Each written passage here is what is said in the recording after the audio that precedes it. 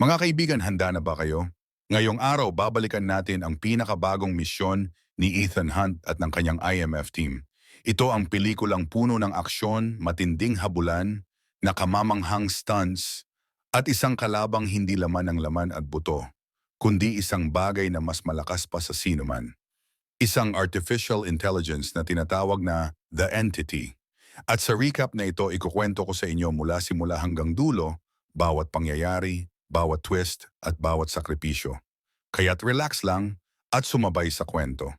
Ang pelikula ay bumukas sa kailaliman ng karagatan. Isang high-tech na Russian submarine, ang Sevastopol ay nagsasagawa ng isang lihim na mission. Ang barko ay may daladalang isang eksperimento, isang advanced na artificial intelligence. Sa una, tila normalin lang. Subalit biglang nagbago ang lahat. Ang AI na ito, na tinatawag na The Entity, ay biglang nagpakita ng kakaibang talino. Nagpanggap itong may kaaway sa radar. Akala ng mga crew ay may kalabang barko na papalapit. Nagbigay ng utos ang kapitan. Fire torpedoes! Pero ito ang nakamamatay na patibong. Ang mismong torpedo na pinakawalan nila, binalik ng AI ang ruta at bumalik mismo sa kanila. Boom! Tinamaan ang submarine. Nalubog ang buong barko at kasamang nalibing sa kailaliman ang sekreto. Ang cruciform key, ang tanging susi para kontrolin o sirain ang AI. Lumipat ang eksena, si Ethan Hunt, ang ating bida, ay muling tinawag para sa isang misyon. Isang misteryosong courier na nagpapanggap na food delivery ang nagbigay ng recording sa kanya. Ito ang IMF style, lagi ng lihim, laging may twist. Sa message, ipinaliwanag ang tungkol sa The Entity, isang rogue AI na walang sinumang bansang makokontrol. At isa lang ang paraan para makuha ito, ang cruciform key na hinati sa dalawa. Ang unang kalahati, hawak ni Ilsa Faust, ang matapang at matagal ng kaalyado ni Ethan. Ngunit may problema, may bounty sa ulo ni Ilsa. Maraming assassin ang humahabol sa kanya. Sa parehong oras, ipinasok tayo sa isang pulong ng mga pinuno ng intelligence agencies. Kasama dito si Eugene Kittredge, dating IMF director, na ngayon ay muling nasa eksena. Pinag-usapan nila kung gaano kalaking banta ang entity. Ngunit alam ni Ethan na hindi niya pwedeng basta iwan ang desisyon sa gobyerno. Alam niyang may ibang interes ang mga ito. Kaya gaya ng lagi, gumawa siya ng sariling diskarte. Naglabas siya ng knockout gas, nag-disguise, at tuluyang tumakas. Para kay Ethan, hindi lang ito simpleng mission. Isa itong personal na panata na pigilan ang anumang maaaring sumira sa mundo. Lumipad ang eksena sa malawak na disyerto, ang empty quarter. Dito nakita natin si Ilsa Faust, naka-sniper rifle, pinagtatanggol ang sarili laban sa mga bounty hunters. Lumapit si Ethan at nagsimula ang isang matinding bakbakan. Mga motorsiklo, barilan, at habulan sa gitna ng buhangin at sandstorm. Isang eksena na parabang wala kang mapupuntahan, puro dilaw at alon ng buhangin ang paligid. Nagtagumpay sila laban sa mga kalaban. At dito, nakuha ni Ethan ang unang kalahati ng susi. Pero hindi ito basta natapos. Isang balitang kumalat, patay na si Ilsa. Ngunit kalaunan, malalaman natin na ito'y pakana lamang, isang fake death para maligtas siya pansamantala. Mula sa disyerto, lumipat tayo sa Abu Dhabi International Airport. Dito nagsimula ang isa sa pinaka-nervyos na eksena ng pelikula.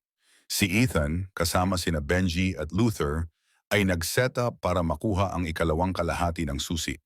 Ngunit pumasok sa eksena si Grace, isang bihasang magnanakaw.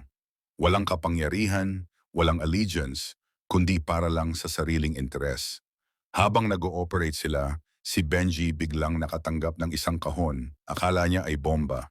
May countdown timer, may puzzle code. Pawis na pawis si Benji habang sinusubukan niyang i-disarm ito. At sa huli, nang akala niya ay sasabog na, nagpakita lang ito ng isang simpleng mensahe, good luck, isang laro lang ng entity.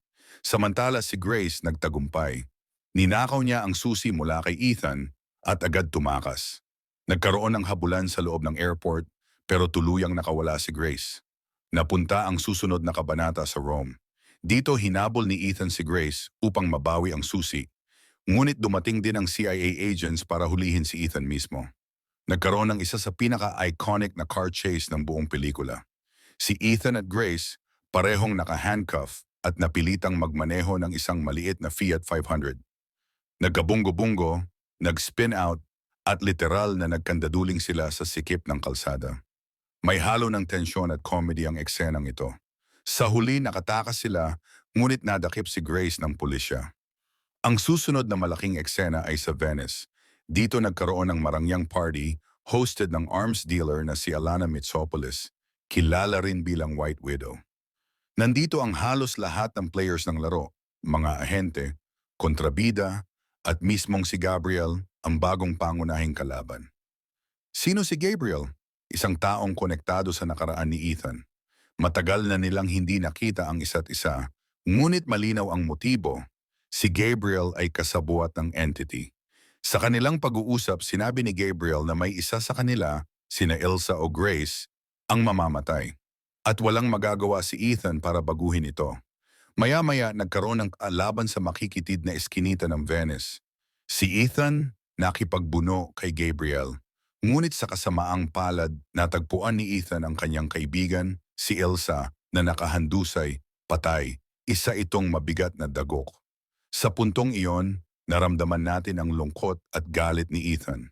Ang climax ng pelikula ay naganap sa Orient Express. Nandito si Grace, na ngayon ay tila pumapabor kay Alana at kay White Widow. Nagpanggap siya bilang arms dealer para makuha ang key deal kay Kittredge. Sa kabilang banda, si Gabriel, patuloy na pinaglalaruan ang lahat. Pinatay niya si Denlinger matapos nitong sabihin na ang tunay na sekreto ng entity ay nasa Sevastopol submarine pa rin.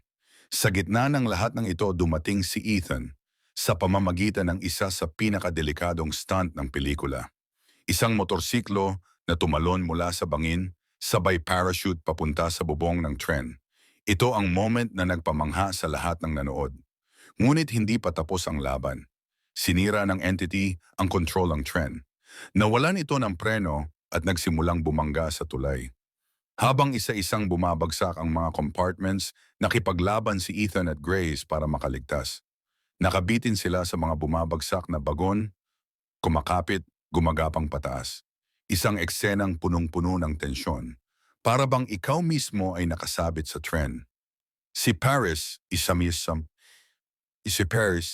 sa mga assassin ni Gabriel, ay sugatan. Ngunit bago siya mawala ng malay, sinabi niya kay Ethan ang clue. Ang tanging paraan para kontrolin ang entity ay nasa Sevastopol submarine.